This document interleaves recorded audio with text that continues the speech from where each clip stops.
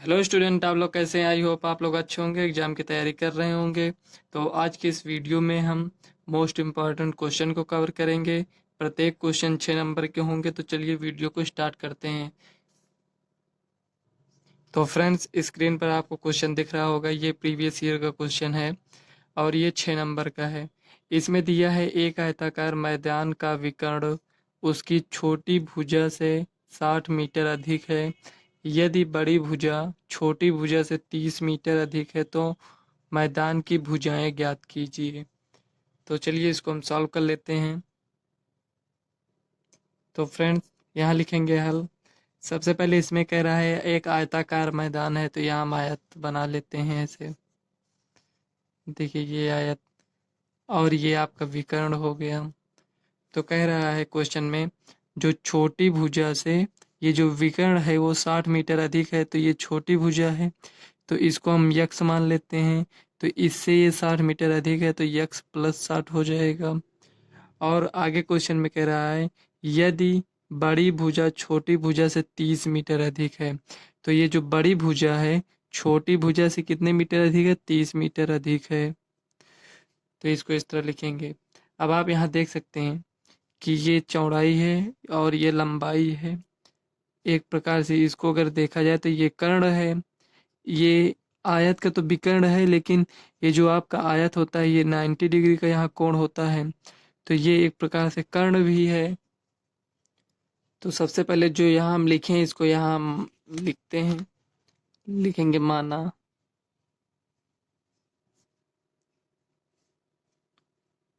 आयताकार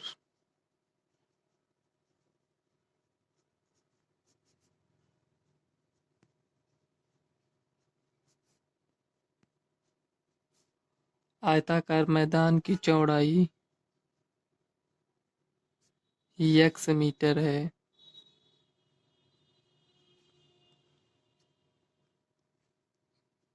तो यहाँ देखिए प्रश्न से लिखेंगे,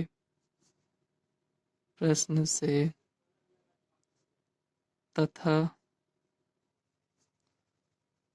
देखिए ये चौड़ाई तो यहाँ लिखेंगे लंबाई, लंबाई यक्स प्लस 30 मीटर होगी।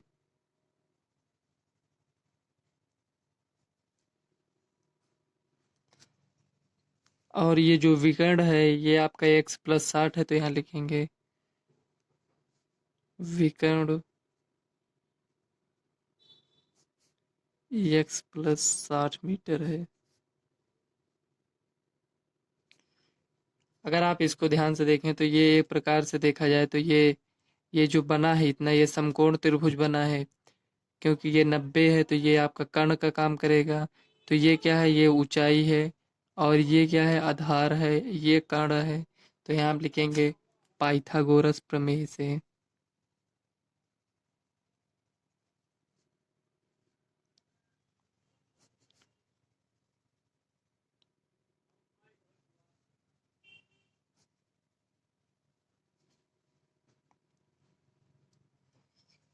तो पाइथागोरस प्रमेय क्या होता है? कर्ण स्क्वायर इक्वल टू लंब स्क्वायर प्लस आधार स्क्वायर। ये हो गया। अब कर्ण कितना है? X plus 60 whole square equal to लंब हमारे पास है x square plus x plus 30 का होल स्क्वायर। अब इसी को आप सॉल्व कर लीजिए। तो देखिए यहाँ पर ये ए प्लस बी का होल स्क्वायर के रूप में है। तो ए प्लस बी का फार्मूला होता है ए प्लस बी का whole square equal to A square plus B square plus 2ab। ये इस रूप में होता है।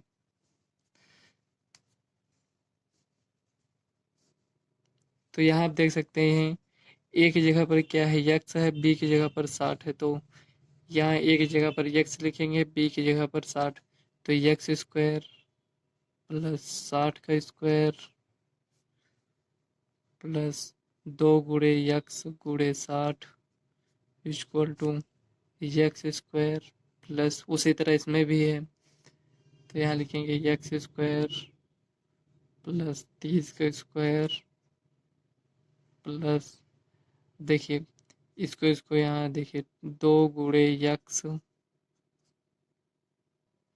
ये 2 गुणे यक्स गुणे 30 हो गया। इसी को सॉल्व करते हैं तो देखिए यक्स स्क्वायर यहाँ लिखेंगे, इसका स्क्वायर करेंगे तो प्लस 6 का स्क्वायर कितना होता है 36, और 0 को स्क्वायर करेंगे तो 2 0 हो जाएगा, प्लस 60 दूना 120 x equal to x square, ये 2 बार है एक्स स्क्वायर तो इसको जोड़ लेंगे 2x स्क्वायर, 30 का स्क्वायर करेंगे तो 3 त्रिक का 9, 1 0 है तो स्क्वायर करेंगे तो 2 0 हो जाएगा, प्लस 30 दूना 60 एक्स। अब ये जो राइट साइड है इसको इधर लेकर आएंगे तो x square plus 3600 plus 120 x minus 2x square minus 900 minus 60 x equal to 0 हो गया। अब देखिए एक्स स्क्वायर है, यहाँ माइनस 2x स्क्वायर है तो ये प्लस है, ये माइनस है तो माइनस एक्स स्क्वायर, 120 है ये 60 है तो 120 में से 60 जाएगा तो 60 होगा, प्लस 60 एक्स। अब देखिए ये हो गया। अब 3600 में से 900 जाएगा तो 2700 बचेगा इक्वल टू 0। अब देखिए यहाँ ये माइनस में है तो माइनस हम कॉमन ले लेते हैं, इसमें माइनस कॉमन ले लिए तो एक्स स्क्वायर बचा, इसमें माइनस कॉमन लेंगे तो ये प्लस है तो माइनस हो जाएगा, 60 x minus 2700 equal to 0। Minus को उधर भेज देंगे तो x square minus 60 x minus 2700 equal to 0। अब इसी को आपको सॉल्व करना है। तो फ्रेंड्स इसको सॉल्व करने के लिए आप गुणनखंड विधि से सॉल्व कर सकते हैं या इसमें द्विघाती सूत्र का प्रयोग करके इसको सॉल्व कर लीजिए। तो चलिए फिलहाल हम इसको गुणनखंड विधि से सॉल्व कर लेते हैं। देखिए 2700 है, 2700 यहाँ लिखेंगे, इसका पहले अभाज्य गुणनखंड करते हैं, देखते हैं कितना आता है। देखिए 2 से 2 एक का नम 2, 2 3 6, 10 हो गया तो 2 पंचे 10 ये हो गया।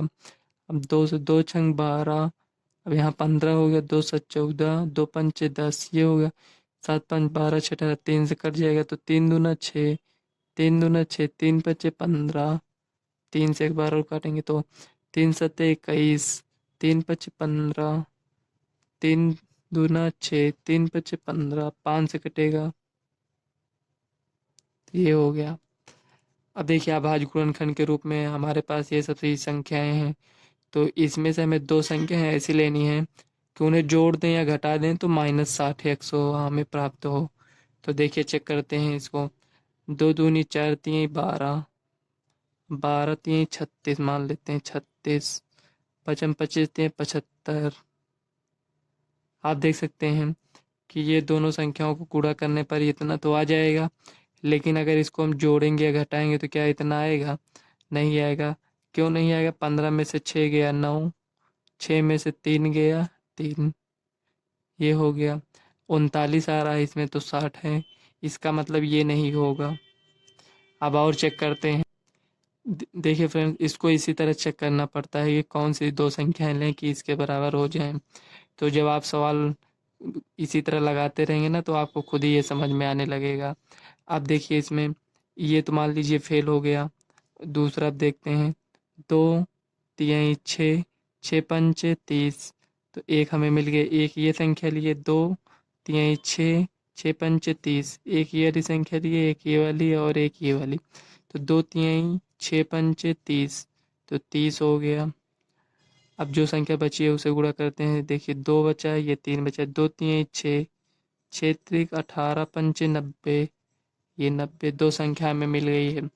अब आप देख सकते हैं इसमें 90 में 30 को ऐड करेंगे तो 120 हो जाएगा, यहाँ नहीं है। तो 90 में से 30 को घटाएंगे तो कितना होगा? 60। ये हमारे पास ये दोनों संख्याएं मिल चुकी हैं। तो इसमें आप देख सकते हैं कि कौन सी संख्या माइनस में रहेगी, कौन सी प्लस में। क्योंकि घटा रहे हैं तो एक संख्या प्लस में होगी, एक संख्या माइनस में होगी। तो इसमें ये देखिए ये माइनस में है यहाँ, तो बड़ी संख्या को आप माइनस में कर दीजिए इस तरह, -90x minus plus 30x equal to 60x। तो 60x की जगह पर हम इसको लिख सकते हैं, तो उसी को यहाँ हम लिख देंगे। फ्रेंड्स ये थोड़ी लंबी सवाल इसलिए है क्योंकि ये 6 नंबर की सवाल है। देखिए x² -90x plus 30x -2700 equal to 0। X common लेंगे तो यक्स -90, इसी को यहाँ लिख देंगे यक्स -90।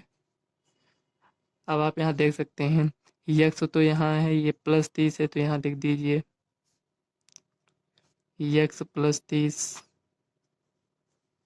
X -90 equal to 0। अब इसको 0 से तुलना करेंगे तो एक मान हमारे पास आएगा -30, एक आएगा 90। तो लंबाई है माइनस में तो होगी नहीं, इसलिए यक्स बराबर 90 होगा। ये हमारे पास क्या है, ये चौड़ाई आया है, तो लंबाई कितना होगा, लंबाई इक्वल टू यक्स +30 होगा। तो यक्स कितना है 90 + 30 इक्वल टू 120। तो फ्रेंड्स क्वेश्चन में हमें इसकी विमाई ही ज्ञात करनी थी, तो लंबाई और चौड़ाई ज्ञात करना था। तो लंबाई ये हो गया, चौड़ाई ये हो गया, तो इसी को हम यहाँ लिख देंगे। अतः आयताकार बाग की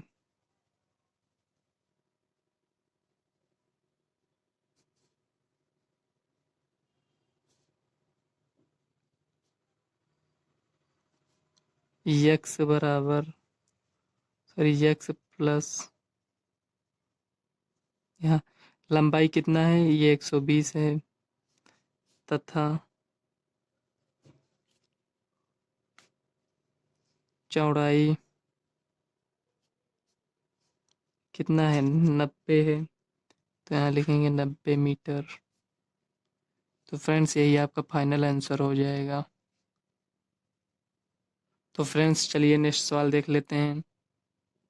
तो फ्रेंड्स दूसरा क्वेश्चन दिया है हमारे पास, दो क्रमागत धन सम संख्याएं ज्ञात कीजिए जिनके वर्गों का क्षेत्रफल 340 है। तो फ्रेंड्स जैसे कि हमने आपको स्टार्टिंग में कहा था कि हम इस वीडियो में सभी 6 नंबर के क्वेश्चन को सॉल्व कराएंगे, तो ये भी आपका 6 नंबर का ही क्वेश्चन है। तो चलिए इसको हम सॉल्व कर लेते हैं। तो इसमें क्वेश्चन में कहा है दो क्रमागत धन सम संख्याएं ज्ञात कीजिए। तो धन सम संख्याएं मतलब हमें धनात्मक संख्या लेनी है और सम संख्या लेनी है। सम संख्या हम किसे कहते हैं, जैसे 2 हो गया, 4 हो गया, 6 हो गया। तो ये तो हमें नहीं पता है कि इसमें से कौन सी संख्या होगी, तो उसे हमें पहले मानना पड़ेगा। तो मान लीजिए हम 4 है तो इसको हम यक्स मान लेते हैं। तो अगली संख्या हमें क्या जोड़ने पर प्राप्त होगी, तो 1 जोड़ देंगे तो 5 प्राप्त होगा, जो कि विषम है। तो इसीलिए हम इसमें 2 ऐड करेंगे। तो धनात्मक क्रमागत कह रहा है, तो क्रमागत मतलब 4 के बाद 6 जैसे आया है, उसी तरह जो संख्या हमारे पास आएगी उसी के बाद उसके बाद जो सम संख्या होगी वही संख्या आनी चाहिए। तो यक्स 4 है, इसमें 2 ऐड करेंगे तो हमारे पास क्या होगा, 6 हो जाएगा। तो 4 जो है ये तो यक्स हो गया, और 6 क्या है, ये यक्स + 2 हो गया। तो इसी को हम यहाँ मान लेंगे। तो यहाँ हम लिखेंगे माना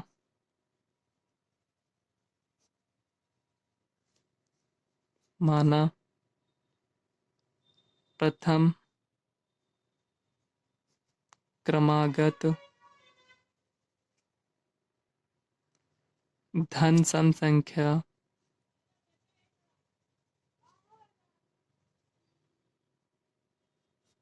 यक्स है, तथा द्वितीय क्रमागत धन सम संख्या यक्स + 2 है। ये तो आपको समझ में आ गया होगा ना कि यहाँ पर x लिए हैं तो यहाँ पर x+2 क्यों लिए हैं। जैसे मान लीजिए ये आपके पास 8 आता है, तो यहाँ 8 रखेंगे तो 8 के बाद जो 2 ऐड करेंगे तो कितना हो जाएगा 10। 10 भी सम संख्या है। अगर हम यहाँ 1 लिखते हैं और ये 8 है तो 8 का मान यहाँ रखेंगे और 1 ही इसको ऐड कर देंगे तो 9 हो जाएगा, जो कि सम संख्या नहीं है। तो क्वेश्चन में हमें कहा है धन सम संख्या होनी चाहिए, तो इसीलिए ये भी सम संख्या इसको माने हैं और x+2 जो है ये भी सम संख्या है, तो ये क्रमागत भी हैं। आप देख सकते हैं कि x के बाद 2 ऐड किए हैं तो ये क्रमागत ही हुआ, क्योंकि 2 के बाद सम संख्या कौन सी आएगी 4 आएगी और 4 के बाद क्या आएगी 6। तो क्वेश्चन इससे हमें ये पता चलता है क्रमागत से कि 2 के बाद हमें 6 नहीं लेना है, 2 के बाद अगली जो संख्या आएगी हमें उसी संख्या को लेना है। तो ये मिल गया। और इसमें कह रहा है दोनों के वर्गों का क्षेत्रफल 340 है। तो देखिए इसमें वर्गों का क्षेत्रफल और इसका वर्गों का क्षेत्रफल, तो ये जो दिया है दोनों का जोड़ मतलब योग हमें दिया है 340। तो यहाँ हम लिखेंगे प्रश्न से तो इसका स्क्वायर करेंगे प्लस x+2 का, दोनों के वर्गों का क्षेत्रफल कितना दिया है 340। इसी को सॉल्व कर लीजिए, x² + x² + 2 का स्क्वायर प्लस 2 × 2 × x = 340। ये हो गया। ये तो समझ में आया होगा ना, x+2 वही a+b का होल स्क्वायर, इसके पहले के सवाल में हमने आपको बताया था।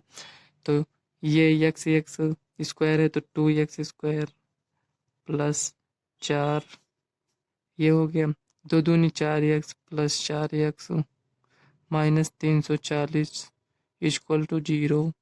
अब देखिए 2x² + 4x माइनस, अब देखिए 340 में से 4 जाएगा तो 336 हो जाएगा = 0। अब आप देख सकते हैं कि ये संख्या भी 2 से विभाजित है, ये भी है ये भी है, तो 2 से भाग कर देंगे इसमें, तो x² + 2x माइनस 2 × 1 = 2, ये 13 हो गया, तो 2 × 6 = 12, 2 और 16 = 0। अब चाहे तो आप इसका गुणनखंड कर लीजिए, नहीं तो आप इसको द्विघाती सूत्र से सॉल्व कर लिया करिए। गुणनखंड करने में क्या रहता है कि हमें पेयर देखना पड़ता है कि कौन सी संख्या आएगी, और द्विघाती सूत्र लगा देंगे तो आपकी सॉल्व जल्दी सॉल्व हो जाएगी। दोनों मेथड सही है, आप जिसको ज़्यादा अच्छे समझ पाते हो उसी को आप इसमें सॉल्व करने के लिए वही फार्मूला लगाइए। तो देखिए, तो चलिए इसको हम द्विघाती सूत्र से सॉल्व कर लेते हैं। तो यहाँ a बराबर 1 है, b बराबर 2 है, c बराबर -168। ये हो गया। ये कहाँ से आया है, इसको हमने तुलना किया है यहाँ से। देखिए यहाँ लिख देते हैं। तो देखिए समीकरण की तुलना ax² + bx + c = 0 से करने पर, तो a बराबर 1, b बराबर 2 और c बराबर -168 मिला। तो इसको हम द्विघाती सूत्र से सॉल्व करेंगे।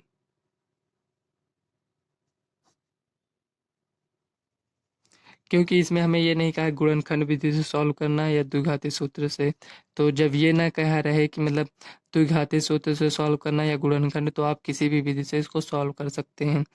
तो होता है x बराबर -b ± b² -4ac/2a। ये हो गया। इसी में सभी मान को रख देंगे, तो x बराबर -b, यहाँ 2 है तो b की जगह पर 2 रखेंगे, प्लस माइनस b² का 2 का स्क्वायर करेंगे -4 इंटू ए कितना है 1 है इंटू 168। देखिए ये माइनस में है, यहाँ भी माइनस है तो इसको डायरेक्ट प्लस कर देते हैं, बटे 2 × 1। इसी को सॉल्व कर लेंगे तो x बराबर -2 प्लस माइनस 2 दूनी 4। अब इसको इससे गुणा करेंगे तो 4 × 8 = 32 का 2, 4 × 6 = 24, 3 × 27 का 7, 4 × 4 = 2 6 +/2 ये हो गया। x equal to -2 plus minus 672 में 4 को ऐड करेंगे तो 676/2। तो फ्रेंड्स देखिए -2 प्लस माइनस ये जो 676 लिखा है ये 26 का वर्गमूल, इसका वर्गमूल 26 आएगा बटे 2। अब ये जो दिया है ये x का मान एक बार हम प्लस में लेकर इसको सॉल्व करेंगे, एक बार माइनस। कहने का मतलब यहाँ जो प्लस माइनस दोनों है, एक बार प्लस लेकर सॉल्व करेंगे, एक बार माइनस। तो चलिए इसको प्लस लेकर सॉल्व करते हैं। -2 प्लस 26/2, इसको लो 26 में 2 गया 24/2 इक्वल टू 12 हो गया। और एक बार अब माइनस लेकर सॉल्व करेंगे तो -2 minus 26/2 equal to -28/2 equal to -14।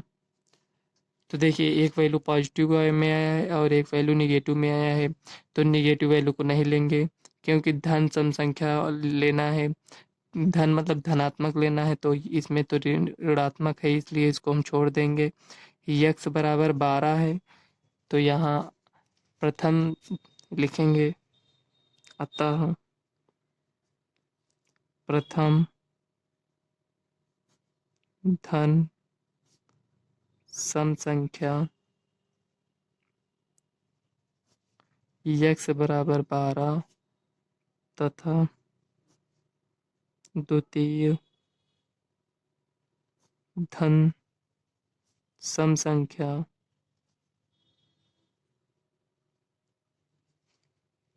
क्या माने हैं, x प्लस 2 माने हैं।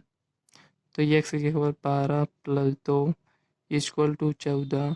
तो हमारे पास दो संख्या प्राप्त हुई, एक 12 और एक 14। यही आपका आंसर हो जाएगा।